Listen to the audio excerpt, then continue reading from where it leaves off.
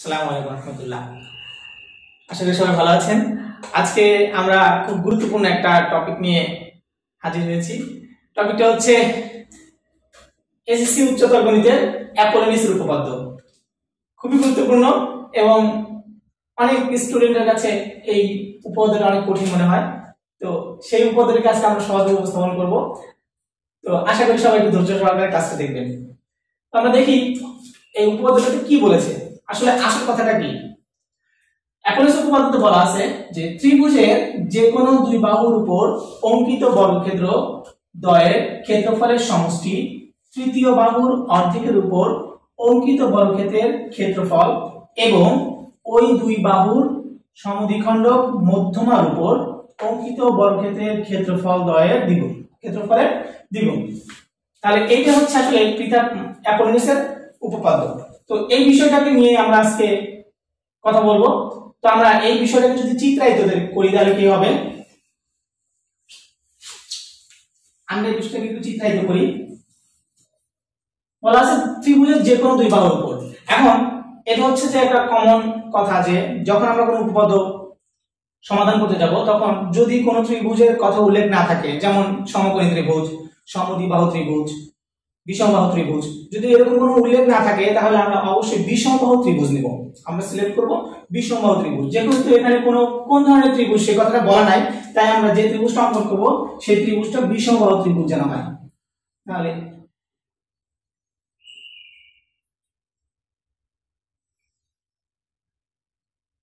এই A B C একটা ত্রিভুজ নিলাম। এখন অ্যাপোলোনিস উপপাদ্যে কি বলা আছে যে ত্রিভুজের যে কোনো দুই বাহুর উপর অঙ্কিত বর্গক্ষেত্রের দ্বয়ের ক্ষেত্রফলের সমষ্টি তৃতীয় বাহুর অর্ধেকের অঙ্কিত বর্গক্ষেত্রের ক্ষেত্রফল এবং ওই দুই বাহুর সমদ্বিখণ্ডক মধ্যমার উপর অঙ্কিত বর্গক্ষেত্রের ক্ষেত্রফলের দ্বিগুণ। তাহলে এই যে আমরা একটা ত্রিভুজ নিলাম, ধরলাম এ বি সি একটা ত্রিভুজ। এই এ বি সি ত্রিভুজের দুই বাহুর উপর, যে কোনো দুই বাহুর উপর, এখন আমরা যে কোনো দুই বাহু ধরতে পারি।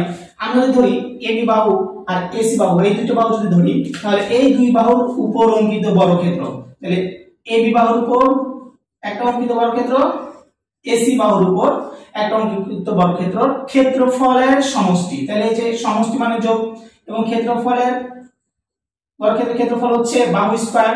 তাহলে এ বি বাহুর উপর একটা বর্গক্ষেত্র, এসি বাহুর উপর একটা বর্গক্ষেত্র, এবং এদের ক্ষেত্রফলের সমষ্টি হচ্ছে এ বি স্কয়ার যোগ এসি স্কয়ার। এবং কি বলছে, ক্ষেত্রফলের সমষ্টি তৃতীয় বাহু অর্ধেকের উপর অঙ্কিত বর্গক্ষেত্রের ক্ষেত্রফল এবং ওই দুই বাহুর সমদ্বিখণ্ডক মধ্যমার উপর অঙ্কিত বর্গক্ষেত্রের ক্ষেত্রফলের দ্বিগুণ। তাহলে এই ক্ষেত্রফলের সমষ্টি হবে অপর দুই বাহু। আমরা তো যে দুটো বাহু লিখছি তার অপর একটা বাহু যেটা আছে, অপর বাহু হচ্ছে বিসি, এই বিসি বাহুর অর্ধেকের উপর। তাহলে ঠিক আমরা এই বিসি বাহুর মধ্যবিন্দু ধরলাম, এই মধ্যবিন্দু ধরলাম ডি। তো এই মধ্যবিন্দু ডি ধরলাম, এই মধ্যবিন্দু অর্ধেকের উপর অঙ্কিত বর্গক্ষেত্র, তাহলে অর্ধেক হচ্ছে বিডি বা সিডি লিখতে পারি আমরা। তাহলে আমি লিখলাম অর্ধেক উপর বিডি উপর অঙ্কিত বর্গক্ষেত্র ক্ষেত্রফল এবং এই অর্ধেকের উপর অঙ্কিত মধ্যমা। অঙ্কিত মধ্যমা হচ্ছে এ আর ডি, যদি যোগ করি তাহলে অঙ্কিত মধ্যমা হচ্ছে এডি। এই অঙ্কিত মধ্যমার উপর অঙ্কিত বর্গক্ষেত্র এবি স্কয়ার এর দ্বিগুণের সমষ্টির সমান, দ্বিগুণের সমষ্টির সমান। আসলে অ্যাপোলোনিসের উপপাদ্য হচ্ছে এই কথাটার গাণিতিক ভাষণ হচ্ছে যে এই কথাটাকে যদি আমরা এই চিত্র অনুসারে লিখি তাহলে আমরা লিখতে পারি যে এবি স্কয়ার যোগ এসি স্কয়ার সমান 2 ইনটু বিডি স্কয়ার যোগ এডি স্কয়ার। তাহলে এই কথাটার চিত্রায়িত রূপ হচ্ছে এটা। তাহলে আমরা কি বলতে পারি, ত্রিভুজের যে কোনো দুই বাহুর উপর অঙ্কিত বর্গক্ষেত্র দ্বয়ের ক্ষেত্রফলের সমষ্টি তৃতীয় বাহুর অর্ধেকের উপর অঙ্কিত বর্গক্ষেত্রের ক্ষেত্রফল এবং ওই দুই বাহুর সমদ্বিখণ্ডক মধ্যমার উপর অঙ্কিত বর্গক্ষেত্রের ক্ষেত্রফলের দ্বিগুণ। তাহলে আমাদের প্রমাণিত বিষয় হচ্ছে এইটা, আমরা এটাকে প্রমাণিত করব। তাহলে আমরা এখন এই কথাটা লিখে আমরা এই প্রমাণ করার জন্য এটা আমরা কি কি করব সেই ধাপে চলে যাচ্ছি। তাহলে আমরা আমাদের লেখার সুবিধার্থে আমাদের উপপাদ্যের কথার বিষয়গুলো মুছে আমরা শুধু চিত্র এবং প্রমাণিত বিষয়টা লিখে ফেললাম। তো এখন আমরা এটাকে প্রমাণিত করব। তো প্রমাণ করার আগে আমার এই প্রমাণের জন্য একটা অঙ্কন লাগবে। তো এই আমি অঙ্কনটাও লিখে ফেলি। অঙ্কন, এখন অঙ্কন কি হবে, অঙ্কন হচ্ছে আমি এই ত্রিভুজ এবিসি হতে এ বিন্দু হতে বিসি বাহুর উপরে একটা লম্ব টানবো, এই বিন্দু হতে বিসি বাহুর উপরে একটা লম্ব টানবো, যে বিন্দুটার নাম দেবো আমি ই বিন্দু।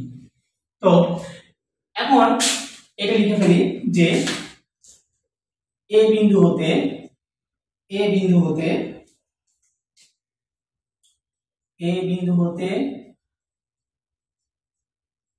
বিসি বাহুর উপর এ ই লম্ব টানি, এ ই লম্ব টানি। তাহলে এটুকু হচ্ছে আমার অঙ্কন। তাহলে এখন আমরা প্রমাণে চলে যাই। প্রমাণটা কি হবে?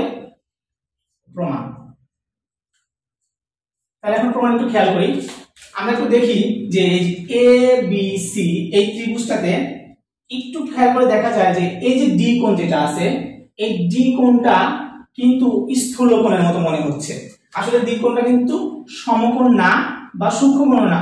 এটা যদি এরকম সোজা থাকতো তাহলে হয়তো সমকোণ, বা যদি এইদিকে বাঁকা থাকতো তাহলে হয়তো সূক্ষ্মকোণ, কিন্তু কোণটাকে দেখে মনে হচ্ছে যে এই কোণটা হচ্ছে একটা স্থূল কোণ। অপরদিকে এখানে এই কোণটাকে দেখে মনে হচ্ছে একটা সূক্ষ্মকোণ। তাহলে আমরা যদি এইটুকু খেয়াল করি যে এ বি ডি বা এ ডি বি এই ত্রিভুজটা, এখানে এই অংশ ত্রিভুজটা একটা সূক্ষ্মকোণ, তার মানে এই ত্রিভুজটা হচ্ছে একটা এ ডি বি হচ্ছে একটা স্থূলকোণ, তার মানে এই ত্রিভুজটা হচ্ছে একটা স্থূলকোণী ত্রিভুজ। তাহলে আমরা যদি এটা কথা বলি যে এ ডি বি এই ত্রিভুজের কোণ এ ডি বি হচ্ছে একটা স্থূলকোণ, তাহলে আমরা যদি কথা লিখি যে ত্রিভুজ এ ডি বি এ কোণ এ ডি বি সমান স্থূলকোণ। তাহলে এই এডিবি ত্রিভুজে এডিবি কোণ এডিবি সমান হচ্ছে স্থূলকোণ। যদি স্থূলকোণ হয় তাহলে এই স্থূলকোণী ত্রিভুজের জন্য আমাদের পিথাগোরাসের একটা উপপাদ্য জেনে আসতে হবে। তো স্থূলকোণী ত্রিভুজের জন্য পিথাগোরাসের উপপাদ্যটা কি? স্থূলকোণী ত্রিভুজের জন্য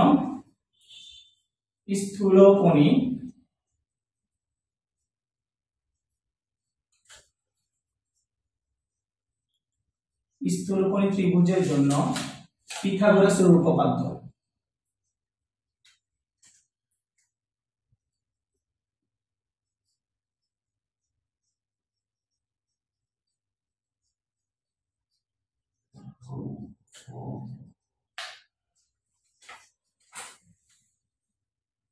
পিথাগোরাসের উপপাদ্য। তো স্থূলকোণী ত্রিভুজের জন্য পিথাগোরাসের উপপাদ্য কেমন ছিল? স্থূলকোণী উপপাদ্যের জন্য পিথাগোরাসের উপপাদ্য ছিল যে স্থূলকোণী ত্রিভুজ, আমরা যদি স্থূলকোণী ত্রিভুজটা এখানে একটু আলাদা করে আঁকাই নিই,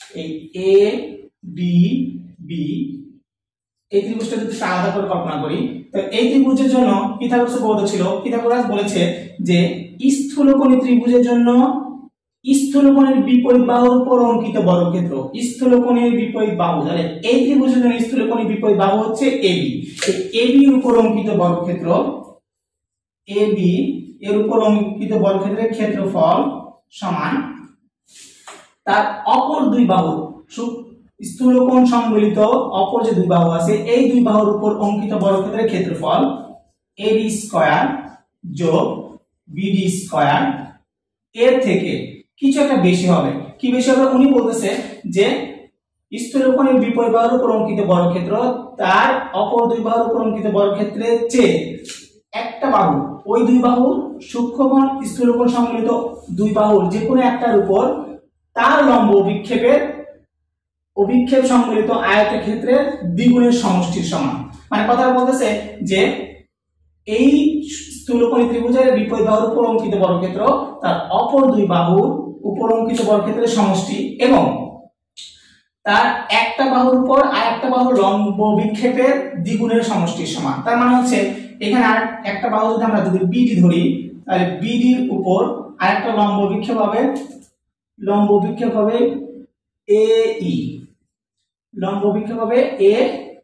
এই, তাহলে বিডি এর উপর লম্ব বিক্ষেপ হচ্ছে এ ই, তাহলে এর দ্বিগুণের সমান। এই হচ্ছে পিথাগোরাসের উপপাদ্য। এখন আমাদের যদি প্রশ্ন আসে যে লম্ব বিক্ষেপটা কি, তাহলে লম্ব বিক্ষেপ সম্পর্কে আমাদের তাহলে একটু জেনে নিতে হবে যে লম্ব বিক্ষেপটা কি। লম্ব বিক্ষেপ হচ্ছে এরকম যে ধরি আমি যদি এই একটা রেখা এ বি আর অপর একটা রেখা যদি এরকম হয় সি, আমরা যদি বলি যে এ বি এর উপর বিসি এর লম্ব বিক্ষেপ, আমরা যদি বলি এ বি এর উপর বিসি এর লম্ব বিক্ষেপ, তাহলে কথাটা কেমন হবে যে এ বি এর উপর বিসি এর লম্ব বিক্ষেপ।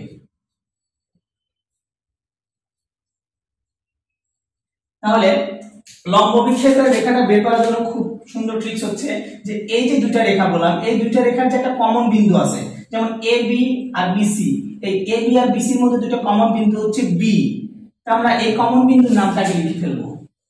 তো বাকি থাকে কি এ আর সি।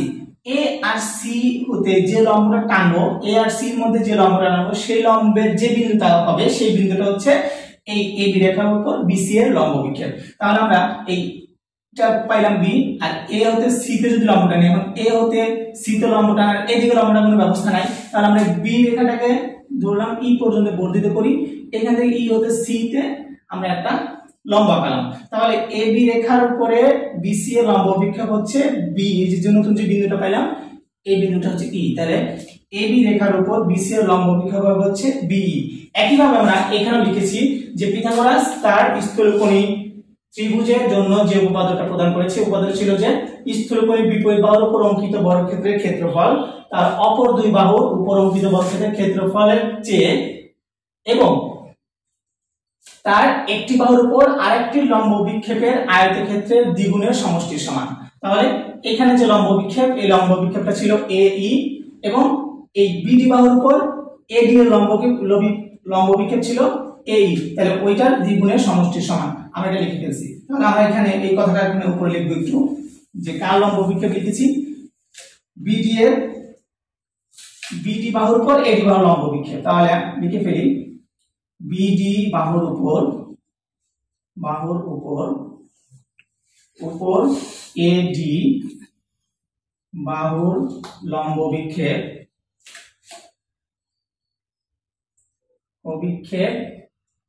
এ ই। তাহলে এই কথা অনুসারে পিথাগোরাসের উপপাদ্য ছিল এটা, তাহলে এই উৎসটাকে আমরা 1 নং সমীকরণ দিয়ে রাখলাম। তাহলে আমাদের এই চিত্র এখন লাগবে না। দ্বিতীয়বার এটুকু যদি আমরা এই অংশটুকু যদি প্রথম ধাপ মনে করি, তাহলে 1 নাম্বার ধাপ দিতে পারি। আবার দ্বিতীয়তে এসে আমরা একটু কল্পনা করি যে এখানে এডিসি এই ত্রিভুজটা এই ত্রিভুজটা যদি একটা সূক্ষ্মকোণী ত্রিভুজ হয়, তাহলে কি হবে, যদি লিখি যে ত্রিভুজ এ ডি সি এ কোণ এডিসি সমান হচ্ছে সূক্ষ্ম কোণ। তাহলে এটা যদি সূক্ষ্ম কোণ হয়, তাহলে এই সূক্ষ্ম কোণ সম্বলিত পিথাগোরাসের একটা উপপাদ্য আছে।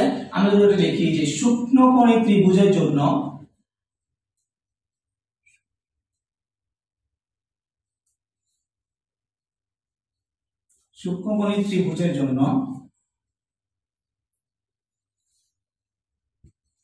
পিথাগোরাসের উপপাদ্য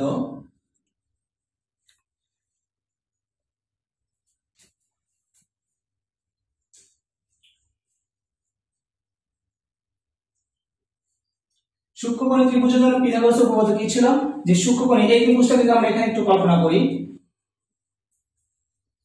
এই যে এ ডি সি এই ত্রিভুজটাকে যদি এখানে একটু কল্পনা করি যে এডিসি ত্রিভুজের আমি ডি কোণটাকে ধরছি সূক্ষ্মকোণ, তাহলে এই সূক্ষ্মকোণী ত্রিভুজের জন্য পিথাগোরাসের উপপাদ্য ছিল সূক্ষ্মকোণের বিপরীত বাহুর উপর অঙ্কিত বর্গক্ষেত্র। তাহলে এখানে আমি সূক্ষ্মকোণ ধরছি ডি, এই বিপরীত বাহু হচ্ছে এসি, তাহলে এসির উপর অঙ্কিত বর্গক্ষেত্র পিথাগোরাসের উপপাদ্য বলতেছে যে সূক্ষ্মকোণের বিপরীত বাহুর উপর অঙ্কিত বর্গক্ষেত্রের ক্ষেত্রফল এডি স্কয়ার সমান তার অপর মানে সূক্ষ্মকোণ সম্বলিত সন্নিহিত যে দুটো বাহু আছে এই দুটো বাহুর উপর অঙ্কিত বর্গক্ষেত্রের ক্ষেত্রফলের চেয়ে, তাহলে একটা বাহু হচ্ছে এডি এর ক্ষেত্রফল আর একটা বাহু হচ্ছে সিডি এর ক্ষেত্রফলের চেয়ে কিছু একটা কম। কি কম হবে, এর সূক্ষ্মকোণের সন্নিহিত যে কোনো একটি বাহুর উপর আরেকটি লম্ব বিক্ষেপের আয়তক্ষেত্রের দ্বিগুণের সমষ্টির চেয়ে কম।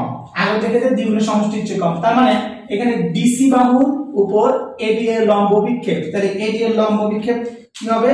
এডি এর লম্ব বিক্ষেপ আমরা যদি এ হতে একটা লম্ব টানি, তাহলে এটা হলো ই বিন্দুতে আসলে ধরলাম, ডিসি বাহুর উপর এডি এর লম্ব বিক্ষেপ হবে হচ্ছে এই। তাহলে এই কথাটা একটু লিখতে হবে পরে, এটা একটু উপর লিখে নিই যে ডিসি বাহুর উপর ডিসি বাহুর উপর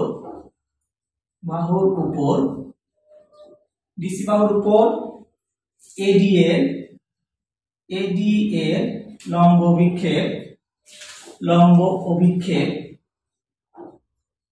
লম্ব অভিক্ষেপ এই। তাহলে সুতরাং পিথাগোরাস উপপাদ্য হচ্ছে এসি স্কয়ার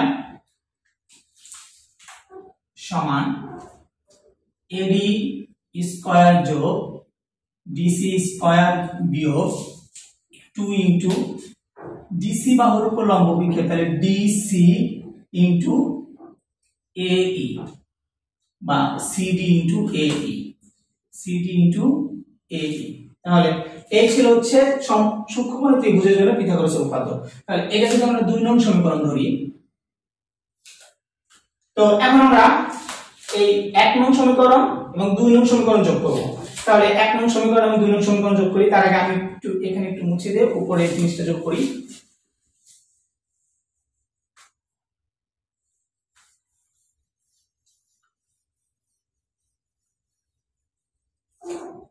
তাহলে 1 নং যোগ 2 নং, 1 নং কি আছে? 1 নং আছে ab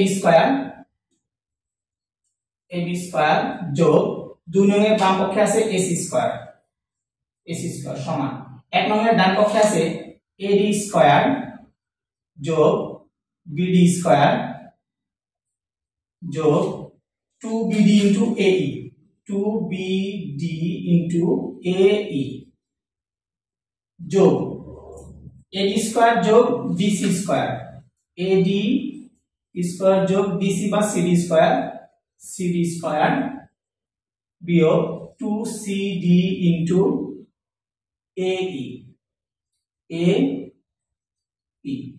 তাহলে 1 নং এর এবং 2 নং যোগ করলাম, তাহলে যোগ করে এখানে ab স্কয়ার যোগ ac স্কয়ার সমান, এখন একটু খেয়াল করি যে আমরা যখন এই উপপাদ্যটা অঙ্কন করেছিলাম তখন আমরা এখানে কি বলেছিলাম যে বিসি বাহুর মধ্য বা বিসি বাহুর অর্ধেকের উপর অঙ্কিত বর্গক্ষেত্র, তাহলে অর্ধেক নিয়েছিলাম আমরা ডি বিন্দু, তাহলে এই যে ডি বিন্দুটা হচ্ছে বিসি বাহুর অর্ধেকের উপর আছে, তার মানে হচ্ছে বিডি সমান সিডি, কারণ এই ডি বিন্দুটা বিসি বাহুর মাঝখানে আছে, তাহলে আমরা বলতে পারি বিডি সমান সিডি। তাহলে বিডি সমান যদি সিডি হয়, তাহলে এইখানে যতগুলো বিডি আছে বিডি পরিবর্তে আমরা সিডি লিখতে পারি, অথবা সিডি পরিবর্তে বিডি লিখতে পারি।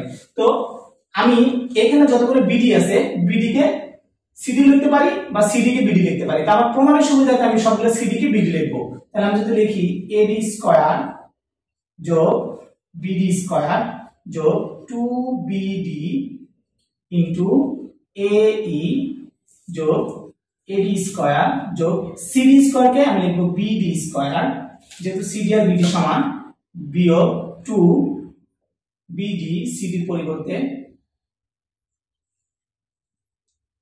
এই অংশটা একটু নিচে লিখি, বিয়োগ থেকে এই অংশটা 2bd ইনটু ae। তাহলে একটু খেয়াল করি, এখানে আছে হচ্ছে 2bd ae প্লাস এখানে আছে 2bd ae, এটার আগে মাইনাস, তাহলে 2bd ae এই অংশটা আর এই অংশটা কাটা দিলাম। তাহলে এখানে কি কি থাকলো? এখানে থাকলো হচ্ছে ad একটা, তাহলে এটা হচ্ছে যোগ করলে 2ad স্কয়ার যোগ bd একটা, তাহলে 2bd স্কয়ার। এখান থেকে যদি 2 কমন নেই, তাহলে ad স্কয়ার যোগ bd স্কয়ার, তাহলে সুতরাং ab স্কয়ার যোগ ac স্কয়ার সমান হচ্ছে 2 into ad square bd square. এটা হচ্ছে আমার প্রমাণিত বিষয়। তাহলে এই হচ্ছে আমার অ্যাপোলোনিয়াসের উপপাদ্যের প্রমাণ। তাহলে আমরা দেখতে পাচ্ছি খুবই সহজ ছিল। জাস্ট আমাদের এই প্রমাণটা বোঝার জন্য পিথাগোরাসের আগের দুটো উপপাদ্য বুঝে আসতে হবে এবং এই প্রমাণটার সাথে যে লম্ব বিক্ষেপের যে সম্পর্ক, এই লম্ব বিক্ষেপ সম্পর্কটা বুঝতে হবে। আশা করি বুঝতে পারছেন সবাই। নেক্সট সময় আবার নতুন একটা উপপাদ্য নিয়ে আবার হাজির হবো। সে পর্যন্ত ভালো থাকবেন, সুস্থ থাকবেন। আসসালামু আলাইকুম।